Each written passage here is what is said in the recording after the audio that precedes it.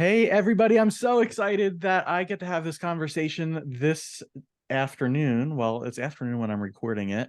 And I don't know when it is that you're listening to it. But anyway, I'm really excited to have this conversation with Bobbi Ballard. And the reason I'm excited about this conversation is because Bobbi and I are kind of like similar people in terms of like how like this type of stuff that we do during the day, meaning we're both artists and we're both therapists, and we both combine those by working a lot with artists because we know what it's like to be an artist, and we have knowledge and training and skills, I guess, to help you out in ways that that we often get stuck. So Bobbi, I'm so excited to introduce you to the Bold Creatives Collective audience. But before we jump into what we're going to talk about, can you just like let us in on the secret to who you are and what you're about? Hi, thanks. I'm really happy to be here. My big secret is that my name is Bobbi Ballard. Now everyone knows. I'm a psychologist. Excuse me. You probably need to edit this part out. I'm That's getting okay. over bronchitis and I'm like all Oh my coffee. gosh, and I'm here making you talk. Okay, cool. No, take your Oh, time. I'm really happy to be here.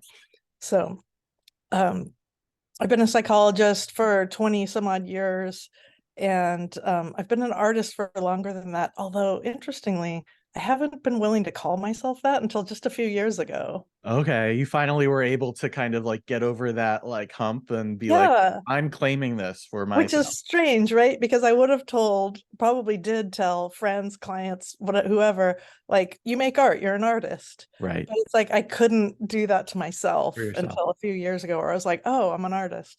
Yeah. Mhm. So isn't Mhm. that That's a weird? big deal to be able to get to that point, right? Because yeah, Yeah. like you, I always find myself, I'm like king of minimizing things. I don't Yeah. know if that comes out of some kind of like bad like counseling techniques lecture that I had all those years ago that were like, but I'm pretty sure they told me not to use minimizing words. But anyway, I'm always like, I'm a little bit, or I'm kind of like this, or I'm kind Right. of like an artist, or, I'm pretty instead of, skilled at yeah, therapy. I yeah. don't know. Instead of being like, this is who I am, this is what I'm good at, and I've been doing it Yeah. all of my life, and so I am going to own that designation. So I'm I glad do that you're get able to do that. Thanks. I do get better at it the older I get, I realize. Like Okay. I'm comfortable now saying, because I see my clients get better. So I'm comfortable sitting with, like, I think I'm a pretty good therapist, you know? Right. Oh, you know what? I just qualified it again by saying pretty good. Pretty But good. Yeah. but it's like, nobody's the right fit for everyone. But it's like with the clients that I work well, it's like, oh my gosh, therapy is really effective. Like Yeah. Yeah. better. Yeah. And Yeah. that speaks to the importance of, knowing, like if we're talking about the therapy part of the therapist part of us, Yeah. knowing the types of people that you like to work with, Yeah. and that you get along with and are able to help, because otherwise it can be like a pretty demoralizing trudge Right. through Right. the Yeah. wilderness, right? It was it was one of the, I think it was Al, do you know Allison Per Year? Yeah, of course. Hmm. Yeah, okay, I figured. It was one of those like find your ideal client things Hmm. that I did, and realized that artists and creatives had like found me versus me deciding that I would work with artists and creatives. Right. So I looked back over all the years of therapy and it was like, who do you work with the best? Who did you do the best work with? Who did you like, you know, always feel more energized after a session versus less? And I was like, oh my God, they were all artists and creatives. How did I not notice this for years? Right. So then I was like, okay, that's what I'm doing. That's what I'm doing, and you've been doing it ever since, right? You've been Yeah. really capitalizing on that. And then as Yeah, far as your artist side, can you give our sure. our folks like an idea of like where you are in that world?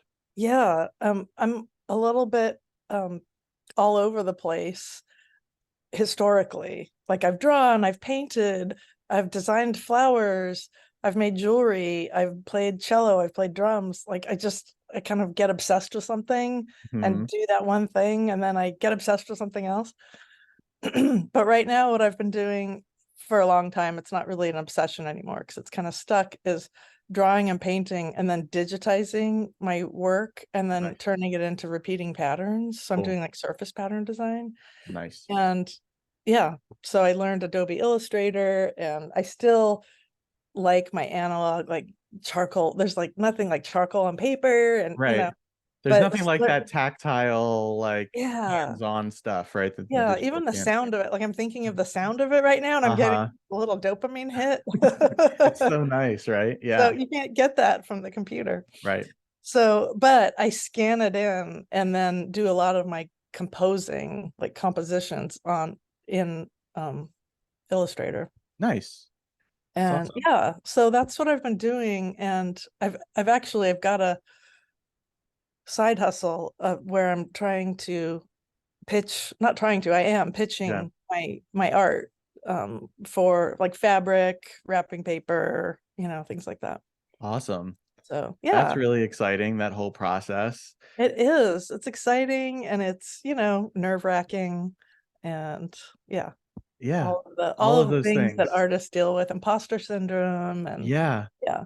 Yeah, and So, this is part of really why we're getting together to make this episode and have this conversation, which is, the tendency, I guess, for artists and creatives or multi-passionate creative people, whatever, we tend to be a little, see, there goes the qualifier again. I was going yeah. to say a little more on the anxious side, but we tend to be on the anxious side of things or the nervous side of things a lot. We And we do. There's research. there's research. Yes. Yeah. Artists are more anxious. We are.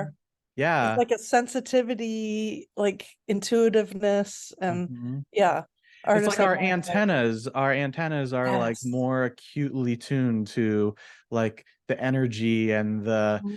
and the like just overall stimuli that's Yeah. around us. And when Yeah. we're constantly stimulated and constantly like taking information in, no Yeah. wonder we're kind of buzzed a little bit. And Right. we're like between a rock and a hard place, because on one hand, if you're a creative and you don't make art, you get really anxious because you're not doing this thing that Right. that your being wants to do. But then Right. on the other hand, if you do make it, it's like so vulnerable and you're putting yourself out there. So it's like, Right. how do we win? Right. No, right. Yeah. Like you get like the worst of both worlds, right? Like, oh my gosh, I can't create, but I have to. Or, Right. oh my gosh, I just did something and now I have to share it with the world, Oh, or now someone has to see it and yeah. experience it. But that's what I wanted anyway, isn't it? Like, Right. yeah, we're definitely between a rock and a hard place That's where a lot of the time. being, that's where having like other artists and creative, having like a community of like-minded people, that's where that is like Mhm. priceless. Yes. You realize everybody's feeling that, and you can all do it anyway and like cheer each other on. Uh-huh. Yeah. Uh-huh. You know. Yeah, you kind of find a little comfort zone there, a world that you can be yourself in and experiment Yeah. and step into vulnerability a little bit before actually taking the leap Yeah. fully into it and putting yourself out there. I Yeah. love being a part of artist collectives, Hmm. or even just informal gatherings of creatives where we Yeah. can really come together and get to know one another, get to know each other's work, and then from there kind of take steps Yeah. out. Yeah. I love it too. I'm a member of like at least 3 or 4 different like online artist membership Okay. things. And I'm starting one for people who actually like are artists, but also like deal with anxiety. Like Nice. we can talk about the difference Yeah. between regular being an artist and its anxiety provoking versus like having clinical Having anxiety. clinical Yeah. anxiety, right? Because there is a difference there. I think that that's Yeah. an important thing to know. Maybe we can talk a little bit about Yeah, let's that do that. Yeah. now, right? Because I think it's kind of the lexicon, right? Like, oh, I'm feeling so anxious right now, or oh my gosh, Mhm. my anxiety is really, really bad, or Right. oh Or my like, I'm goodness, freaking I'm out. I'm gonna I'm have a panic freaking attack. out. It's like Right. maybe you are, but maybe it's just a turn of phrase. I don't know. Right, exactly. Yeah. So when you're working with an artist Yeah. and they're telling you that they're about to freak out, or they're having a panic attack, or they're really anxious, how do you help them? How do we determine like whether it's kind of like actually probably okay and good motivational kind of nervousness that might Yeah, actually be able to help them, that they can capitalize on, versus something that like, hey, as Laurie Gottlieb says, maybe you should talk to somebody right. of, about this and work it out. Yeah, Can you set the yeah. stage? Um, you know, you asked when I'm talking to an artist, how do I suss it out? And that's kind of like a clinical assessment thing, right? Right, Of figuring out, does this person have anxiety, or are they right. just, having like kind of normal, um, Normal people stuff. yeah. Um, but one of the ways to tell is is it really impairing your life? Or is it just something that's annoying that you have to like work on and work around? So like, for example, I'm procrastinating right now doing some things Okay. because they're, anxiety provoking, but I know I'm going to do them. I'm just procrastinating. I'll probably like vacuum before I do them, and I hate vacuuming, right? But it's about Yep. pitching artwork, and so it makes me anxious, but I'm going Uh-huh. to do it. So it's not anxiety like in a clinical sense. It's just Hmm. that normal kind of like makes me feel really vulnerable. Right. I avoid it for a while, and then I'm going to have a little talk with myself and probably get some support from some call from other artists, and I'll Yeah. do it, and then I'll probably go to like one of my groups of artists and be like, I did it, and they'll be like, yay, and then I'll Yeah, feel, you did it. Right. yeah, right. So I just need a little support because I'm human. So that's like normal anxiety. But if I felt so anxious that it was affecting my functioning, and I not only couldn't do it, but I was couldn't do other things because I was, my heart's beating. I feel I'm like my world's getting smaller because of Hmm. the anxiety. That's like, maybe you should talk to somebody. Right. Like your And nervous system is just so haywire that yeah, it's like causing you to not be able to like move right. from position, right? You're really in Yeah, that fight, flight, freeze kind of exactly. situation. Yeah. Right. I mean, my therapy practice is different because I tend to see people who like nobody well, I don't want to say nobody, but hardly anybody loves like starting therapy, right? Like they put it off. Even my therapist friends, like we put it off, and finally it's like, okay, I'm in therapy finally. Right. So, I mean, by the time someone comes to me, it's usually like, well, it started out that I avoided this, but now I'm having trouble going to the grocery store, and like Mhm. it's just getting ridiculous. Something has to change, and I don't know what Right. to. Right. So that's like more clearly anxiety. Yeah. Yeah. Yeah. Am I hearing you say that like the more like normal, and for the people who have see the video, I'm using air quotes. The people who are listening, I'm not. The normalish anxiety of like what you were saying, I'm going to vacuum before I Yeah. actually go through with like sending the email or having the conversation Right. because it's vulnerable. Can that expand and create a situation where you find yourself actually with something that is like a clinical issue? Yeah, If absolutely. Yeah. Those normal things, it often starts out that way. Right, that's what I thought I heard you say there. Yeah. Yeah. And it starts out that way. And if you don't kind of have the tools in place to cope with it, the nervous system kind of it's always on the lookout for learning how to keep you safe and alive. Yeah. And Yeah. so when you avoid something and it feels really good to avoid it, it's like, oh, okay, we're not gonna, we avoided that, Right. death sentence of sending an email. Right.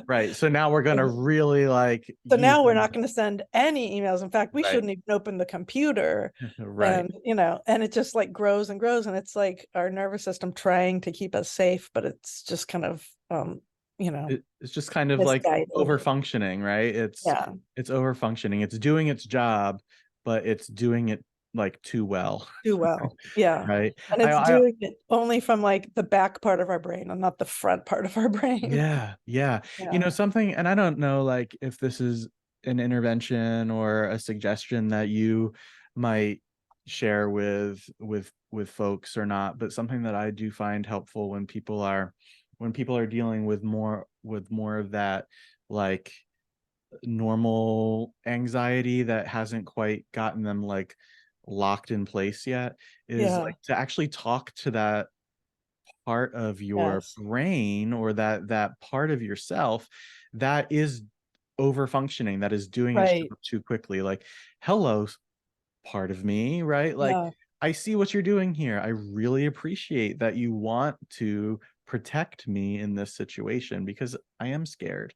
But I need to be able to learn how to do scary things sometimes.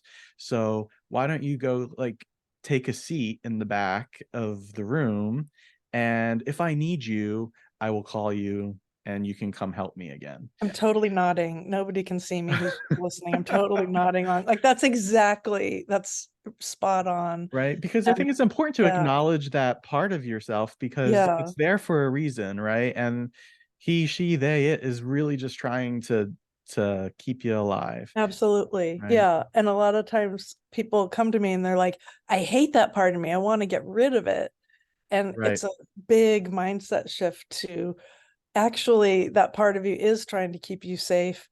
And I often even make it more like visual, like there's a conference table in your head and it's at Yeah. one of the seats, but it doesn't have to be at the head of the table with the gavel. Right. Yeah. Right. Or Yeah. it can be I on the love that. bus, but it's not driving the bus or whatever, metaphor. Um, Right. and exactly what you're saying about like, thank you, I hear you, I appreciate you. Um, I'm gonna do it anyway. You'll catch on eventually that you'll be okay. Trust Right. me. Right. Because it will learn. It will learn. It, I mean, that's what's because so it amazing does, about yeah. our brains, our minds and stuff. We are very adaptive if we Right, allow ourselves to adapt, right? And right. to change. Yeah. We It can learns become because very it want it, rigid. yeah, it really does. Like its goal is the same, which is to keep us safe. So when we do these like quote unquote unsafe things that we know are safe, like sending emails, um, Right.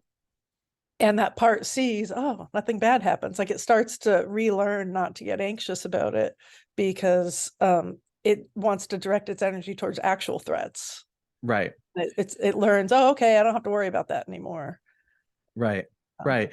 And I also think another way that I try to work with artists and people who are, trying to like put themselves out there for an audience to kind of see, um, is to, we come up with all of these like ways or these thoughts and beliefs about like, how we're going to be seen or viewed, or what people are going to think of us, or what kind of judgment is going to come upon us, or how much of a fool we're going to make of ourselves, right? And we think that like we paint this picture in our head of like it being like everybody, right? Like all of the people who can yeah, possibly see us over all of eternity.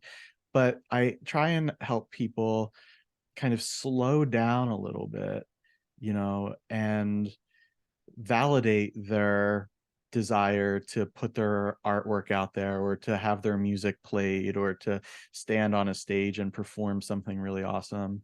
Validate that and be like, that is awesome. This is what you're meant to do. And then, yeah, it's also normal to have these experiences where you're like, oh my gosh, all of these people are going to think this, that, and the other thing. But then stop them and say, but it's not going to be all of the people. Can you quiet yourself down for just like a minute or two here and try and think about when that voice is going on in your mind, saying all those things, like whose voice is that that's saying that to you? Because I'm willing to bet that it's only maybe like one or two people's voices that you're actually hearing. And it's those people that have done things or have said things or who have, you know, whatever in your past to kind of mm, create that narrative that you've taken on. And so maybe if we can kind of separate them out a little bit, yeah, it might be a a little bit easier, not totally easy, but a little bit more easy to like get yourself out there and put yourself Yeah. on stage. Yeah. I just had this visualization as you were talking of separating those people out and then turning down a volume knob on them. And Uh-huh. then thinking of some really supportive people who you know are like your cheerleaders and Turning turning it the up. volume knob up on them. Yeah. Right. Yeah, Yeah. exactly. Can we adjust? How can we adjust the volume? Yeah. That's really cool. I like that visual a lot. And I Yeah. think the what we're talking about now, I think, is a bit like how to befriend parts of yourself Yeah. that are good in their intentions, but maybe a little too like heavy-handed or uh, Yeah. you know, critical of who you are Right. and what you're doing, right? Right. Yeah. Yeah. And oh wow, I just lost my train of thought. That's okay. That's okay. Because I've got a couple things I'm thinking about. One is like the inner critic and Uh-huh. talking about that. And then um hold on a second. It's okay. Take your time. I didn't make a clean jump actually, so Okay. You were talking about the oh, I okay. know. I was thinking about when you're in that place where you're feeling really nervous Mm-hmm. and the scared part of you is interpreting it as, oh, something scary is out there. But our nervous system only has like one setting for being excited. Right. And so you can reframe it like when your heart's beating really fast and you're sweating and stuff as, wow, I'm really excited. Like, look how excited Yeah. my body is. Like, I'm so excited to I'm go on stage. Yeah, that's a great way to kind of look at that. I actually just got so my 2-year-old, I have two boys. I have a 5-year-old and 2-year-old. 5-year-old's about to go to kindergarten next week. 2-year-old just started preschool on Monday. And um oh wait, I was about to tell a story about the wrong kid with the wrong age. This is a story about my 5-year-old who is about to go to kindergarten, and I'm all sorts of scared about that, but also excited, and it's all very confusing. And I got an email from the school district from the um, the elementary school guidance counselor, the elementary school counselor. And I was like, oh gosh, this woman, how can she do this work? Because I could never work with kids. And what is she going to say to me that's actually going to be interesting because I know it all already? But in her thing, she was talking in her letter, she was talking about how our bodies experience fear or being scared and being excited the same way. Yes.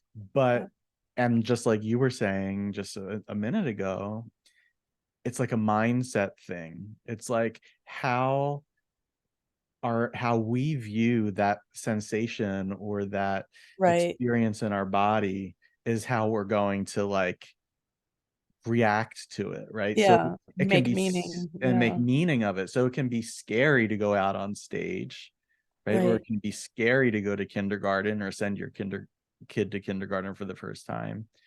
But you're also feeling kind of excited too, Yeah. right? And we can make a choice there Yeah. about which side of that we're gonna lean into. Right. Exactly. Yeah.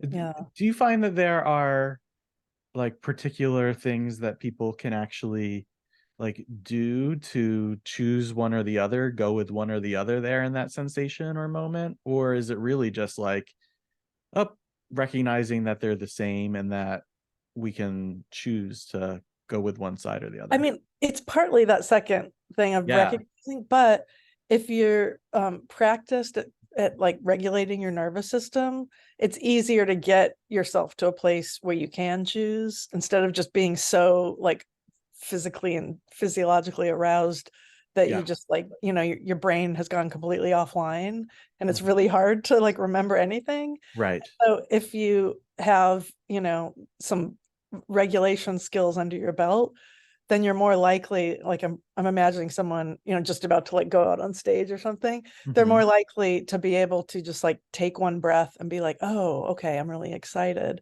Right. because they're trained, like they've trained their body to, not go completely berserk. Frozen. That's Mhm. the clinical term, berserk. It Yeah. is it is the Yeah. clinical. I'll Yeah, I'm put the very happy. citation for that term in the show notes Thanks. so that Thank you. everybody can go and check that. Yeah. Yeah. But that regulation of the nervous system is why everybody is saying like mindfulness, meditate. It's like, it sounds so cliche. And I've even had clients come to me as new clients and complain and be like, oh, I go to therapy, but they just tell me to meditate.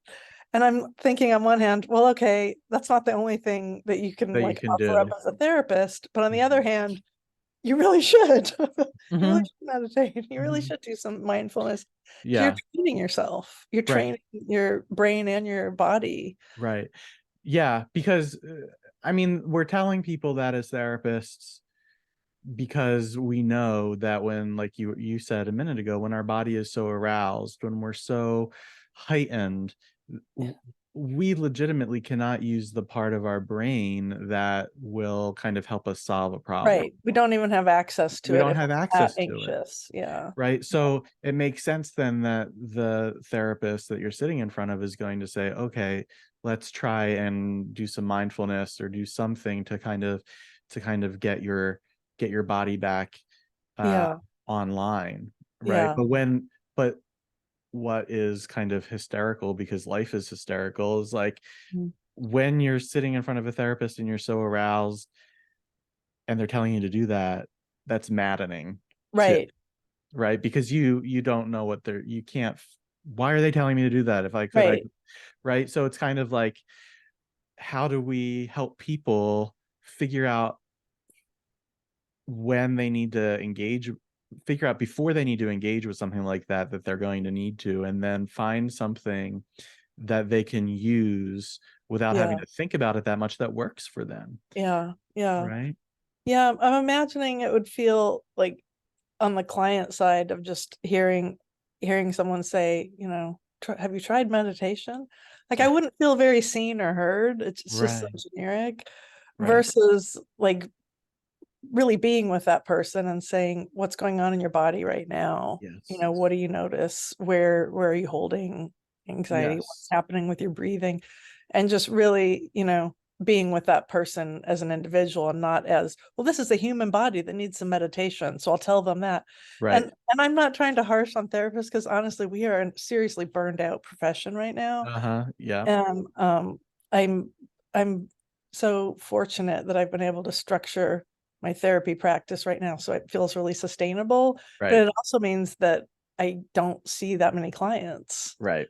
And that's partly because I have a partner who earns an income as well. Right. And there were years where I was a single mom and I did what I had to do to support my family. And it's hard. It's It's hard really to hard. carry that clinical load. And Yeah. so I have all this compassion for therapists who, maybe make that miss Mm-hmm. and or, aren't Mm-hmm. able to like be as present as maybe they could be Yeah. otherwise. Well, I So, also think sometimes it's really hard when we have a client um who comes in and they are so desperate, right, that they really need something to work this time. Like yeah, they really need to feel relief, or they really need to figure something out. And as another human being sitting across from somebody like that, the most immediate thing, or the most like, normal thing to do, so to speak, is to just like offer advice or I ask want those to fix it. questions. I want to fix this, Yeah, as opposed to being like, I see your urgency, I understand that this is a really, really difficult experience for you, and I'm probably going to piss you off, but I'm not going to right away just like offer, like ask you a bunch of questions and offer you a bunch of things, right. but I'm going to check in with you, like what's going on right now Yeah. in this moment that is creating that sense of urgency for you. What are you feeling in your body, like you were saying, Oh, you I know? know you were talking to some hypothetical client, but as you were saying it, looking at me, I was like, oh. Yeah. Yeah. But like as a therapist who sees somebody, especially if you're a burnt out therapist, Yeah. right? Who is on because they have to on their like Yeah. eighth client of 10 in a Oh, day, right? Those been there. days, right? I'm glad I'm gone from that life. Me too. Um, it's just easier to be like, here's a worksheet on Right. mindfulness. Try Right. this when you get home. I promise it does work. Yeah. Um, okay, goodbye, right? Like, Right. Yeah. sometimes that's all you have room to Yeah, offer. we're So yeah, that human. can, yeah, we're Yeah. human. But I think, yeah, so anyway, like working with artists though, um, what are different ways that we can be mindful or we can like bring awareness to our body to find grounding? And I find that, some people resonate with some form of meditative practice. Some people resonate with, you know, uh, breathing Hmm. exercises and Yeah. stuff. I find that artists really kind of resonate with like singing. So like Mhm. singing to themselves Yeah. along to something that brings them into their body. Singing and Um, humming. Singing and humming like Yeah. really brings them into the body. And then also um, just like uh, drawing with like really rudimentary like non-expensive materials Yeah. on like well, it can be small or large scale, but generally like small, like just like moving your arm around and like using color to like really like feel that connection, body connection to something that is grounding. And I find that artists who are used to like doing stuff and making stuff, and being like productive and Yeah. seeing something, gravitate towards those kinds of exercises or I I interventions more. agree. I've found that too. Like engaging the senses to help with anxiety, and Mhm. even senses that aren't necessarily used for art. Like I've had clients where they're feeling really anxious. This sounds funny, but they carry a little Ziploc of Okay. like orange peels and fresh ginger, Uh-huh. and they smell that. They And it's smell it. like, Hmm. yeah, and it helps calm them down. And those are really like kind of energizing, but also pleasant Yeah. smells. Yeah. Yeah. It's Um, like that it's like a less harsh version of that that put a cold compress on the back of your neck, right? And wake you up kind of right. experience. Or those smelling, remember, The smelling salts, right? yeah, where you break that thing and put it under someone's nose. Uh-huh. I don't see that so much anymore, but like growing up, it was always on TV where people would like wave smelling salts under someone who fainted. Yeah, Right. it's like that, but it's like, yeah, orange and ginger. Hmm. But it sort of brings you back to your body Right. Bring it. and grounds you. Yeah. So I can even imagine like that performer that you were painting the picture of a few minutes ago who was about to go on stage and feeling really kind of overwhelmed, and because they have trained themselves to be able to just take a breath, they're able to Hmm. get themselves back to present and Yeah, then go do their thing. Somebody yeah, who might need a little more help in training themselves could be a person that carries around a little baggie right, of right, orange peel and ginger, and yeah, when they're about to go out on stage and they're having the butterflies and they're like, oh yeah, my goodness, they can take that and they can smell it and then right. they're brought back to present. And smelling it, it reminds them to take a deep breath because when they smell it, they know that they have to do because they've told themselves ahead of time to do a really deep, Right. inhale with the smell. And so they're smelling the smell and they're also taking a deep breath. And yeah, exactly. It's gonna Yeah. help ground them And and then help. yeah, here I am, I'm present, and now Yeah, I'm gonna go and I'm gonna do my thing. yeah. Yeah. uh, Yeah. So All of these things is so it doesn't have to be okay, let's like sit here in quiet. Oh, sorry, excuse me. right. You don't have to sit and meditate. Yeah, you don't have to sit and meditate and be quiet and like keep bringing yourself back to present all of the time, right? And Like, counting your breaths. I mean, I do right, that. I count my breaths, but everybody doesn't have to. Yeah. right, right. It's about finding what Yeah. works for you.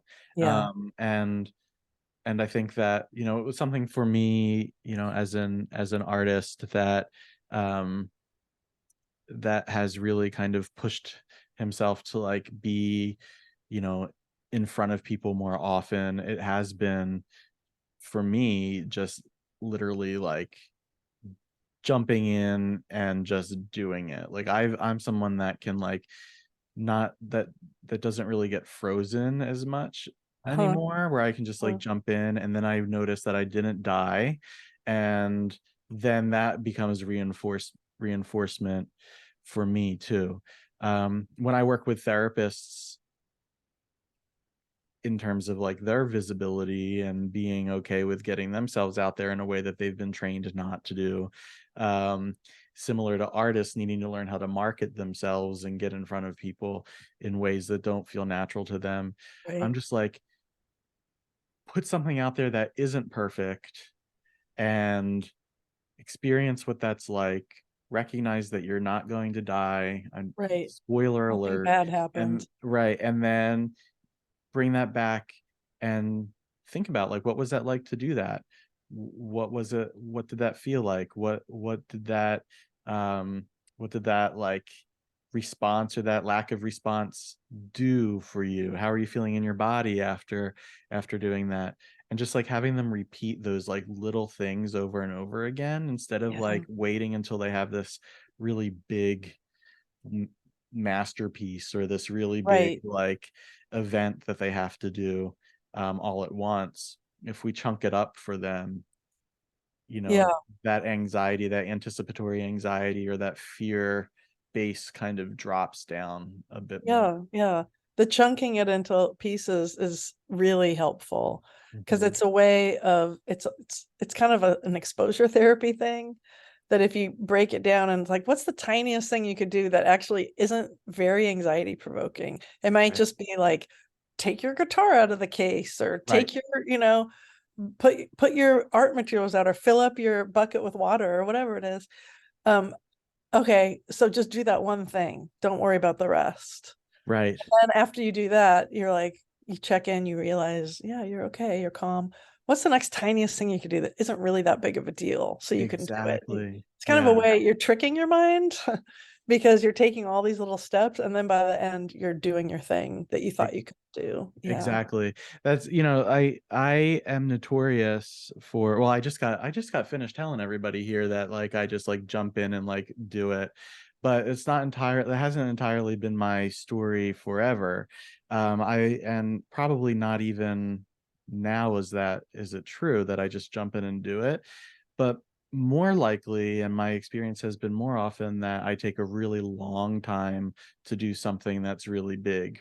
Hmm. And it's almost I've gotten help I've gotten help around this because I have to make decisions more quickly. I've had to learn that. Like one time I was supposed to like I'm a like a I'm a multi-time Starbucks employee. Okay. I use Starbucks.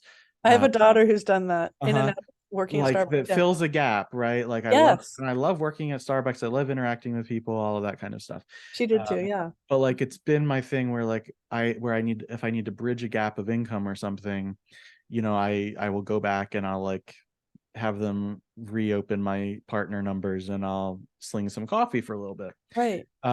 One time I was only supposed to do this for 6 months, and I was going through like a really difficult transition in my life, and I needed a distraction. I needed to fill some time, so I went back. I would do this for 6 months and then move on to the next thing.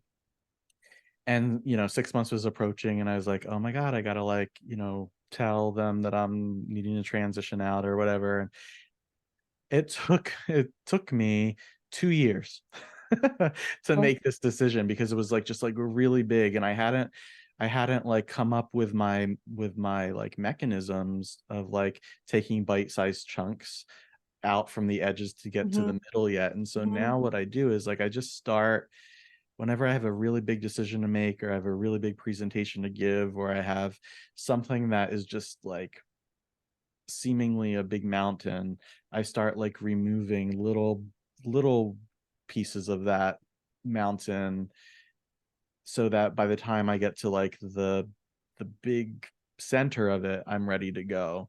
Um, because otherwise, like it was just felt too much, and I just like get frozen and just stuck Yeah. there forever. Yeah. Yeah. Right.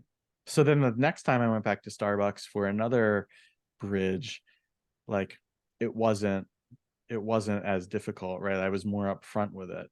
And everything was okay, you know. Okay. Yeah. But that's what I taking the tiniest, like taking bites around the edges or the margins, moving in, right? Breaking things down to the tiniest chunks. Yeah. Um, even just opening your guitar case, like you said, can Right. be really, really helpful in terms of making progress. And Yeah. Just like, okay, tune your guitar, you yeah, know, don't pressure yourself to play it, just tune it. And yes, then once it's tuned, oh, okay, you might you might end up strumming something. I don't know. yeah, yeah, for sure. Like, where does it, like, just taking one step leads to another step, leads to another Yeah. step, and then eventually you're on stage, you're at your Right. exhibition, you're doing the thing, Right. and you Yeah. look back and be like, wow, that wasn't Did it. that was I did it, right? It Yeah. was It's kind hard. of overwhelming to But think of it all at once. right. It really is. It's more of like one thing a day or just one thing at a time. Yeah. It's yeah. Yeah. Do you find in your practice and even maybe in your experience as an artist, and then also a psychologist who helps Uh-huh. artists, do you find that most people need to do those small incremental like shifts, or do you find that there are also people who confront their worry or their anxiety by just like running full steam into it and getting it over with? That's a really good question. Okay. I know I'm a break it down into pieces person. Um, and the clients I see, it might be like I'm seeing a slice of the pie that have come to therapy for help, and I can't think of anyone who's a run towards it with full force. But I don't know. Maybe those people are out there. I don't know. Um, Mhm. because I think now it's a really good question because it's got me thinking. I can't think of anyone who just like runs towards it with full force, like no fear and no. It's like I feel like the fear around it, that's all the like normal human. Like there's no one. I have a mentor, like an artistic mentor, and she's so successful and I look up to her so much, but she's very honest about the fact that she still gets imposter syndrome. She Yeah. still gets, fear. And it's reassuring because it's like, okay, it's just like the human condition. Yeah. And she breaks things down into little pieces. Into And little pieces. Yeah. yeah. Yeah. I have a friend who is he's a therapist, and he coaches therapists to build private practices, to be Mm. entrepreneurial. And his tagline is doubt yourself and do it anyway. Yeah. Doubt yourself and do it anyway. This is what he says all of the time. Hi Patrick, Right. I know you're probably listening, or you better be. But like, Oh, is it? I know who it's you're talking Patrick about. Casal, yeah. And Yes. he's Yes. I and listened to his podcast. okay, yeah, exactly. Yeah. And is doubt yourself and do it anyway. Like, Yeah. experience the fear, understand that it is normal, right? Yeah. And that, of course this should be scary in some way because Yeah. it's It new, it's is. different, Yeah. right? But don't like just like give into it. Do the thing anyway, right? Right. Just do it anyway. And then I'm big um taking imperfect action, right? Yeah. Me. So don't wait until you have this thing perfect, without blemish, without any error, Yeah. like, to put it out there, because you're always going to come up with a reason why it's not perfect or why there aren't any errors, right? Yeah. Yeah. If you could get it to a point that it was perfect. Yeah. I had a uh, client challenge me on that. And she's like, so I'm just supposed to send my shitty art out there. And yeah, so I was like, well, I was like, think of it like when it gets to 75, 80%. yes, right, Like, no, don't send out your 20% done shitty, right. you can tell that, it's not done or it's not good or whatever. Like, no, don't send that out. Of course not. But get it to Get it 80% to 80%, and then right, send it out. It's right, right, not going to be perfect ever. And right. that calmed her down. She's like, oh, okay. Right. You're I don't, telling so me I to just don't like have to not give it. share my, yeah. Yeah. Yeah. No, I'm not saying put like something out there, excuse me, that is like just like garbage, right? Right. But Right. like your stuff that you've been working on, that you've been cultivating and nurturing, and it's like, Right. It's like For example, like amazing. my first Just- headshot that I put up on a therapy website was like a selfie, right, but right, um, and it was good enough. This was like, oh my God, 15 years ago or something. It was fine. It was good enough. And and then I replaced it with something better, I replaced it with something better. And right, now like I have headshots that actually like real photographers took and I like them a lot better. right, But nothing bad happened when I used the selfie. right, Nothing. right. And you would not like that evolution of the like headshot quality, right? Right. You needed to start like I somewhere. had to start somewhere. You had to take a step, right? So that you could then build from Right. there and build from Right. there. And my practice was fledgling. And so I didn't really like I could have gotten a professional headshot. And part of me is like, yeah, you probably should have. But you know what? Who cares? Like it was fine. Who cares? It's totally fine. Yeah, and you're still here today and Yeah. you have nicer pictures and it's Yeah. awesome and amazing. So Well, so I want people to be able to find you and talk to you. And I know if they want to and need to, and I know that you mentioned to me that you have a free PDF download yeah. that you can give to people. Anxious Artists 1 Minute Mindset Shift is what you told Yeah. me it was. Yeah. Can you talk to just like let us know what that is and then give us an idea of where people might be able to find that? Sure. Yeah, it's a downloadable PDF and it walks you through 3 steps that once you learn them, it takes probably I call it 1 minute, it's probably less than a minute, but it's that whole stop, calm your nervous system down, take the next step that we've been talking about. And Awesome. it's just a structured way to have that in your back pocket. So when you find yourself really stuck and you're like, oh, I got to do this and I just can't do it, you're like, oh, I'm going to do these 3 steps. Nice. And yeah, um, you can find that at ballardphd.com/mindset. Cool. Also, if you just go to ballardphd.com, you can read more about me and the I mentioned I'm starting, it's not launched yet, but I'm starting like something to support anxious artists. Awesome. So if people go to your website, they'll be able to learn more about that and they'll be able Yeah. to also find the 3 steps Yeah. to, Yeah. to shifting. That's Yeah. awesome. I will make sure that I put that link in the show notes too, so that people can have easy access to it. Because this is such an important conversation, an important topic to talk about around artists who have so much to give to the world, so much to say, I'm but really often, passionate about it. Yeah, yeah, not just because artists need to express themselves, but the world needs the what world you needs have it. to do. Like the world Exactly. needs your art. Yes. Your Yes. your anxiety, it's not doing you any favors, but it also helps the world when you can like create. When you So can yeah. create.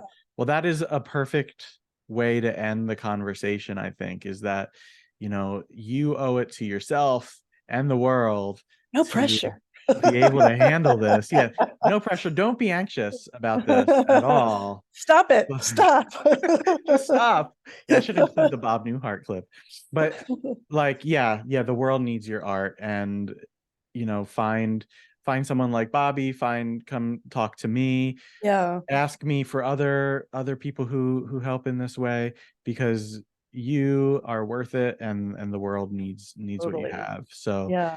Yeah. so that's where we'll end. But Bobbi, thank you so much for hanging out with me this afternoon. Oh, thank you. Pleasure's mine. This was really fun. Awesome. Thank you, everybody. This has been the Bold Creatives Collective podcast. As usual, I'm still TJ, and I'm looking forward to hearing from all of you uh, whenever. I'll see you soon. Bye. Got to find my button.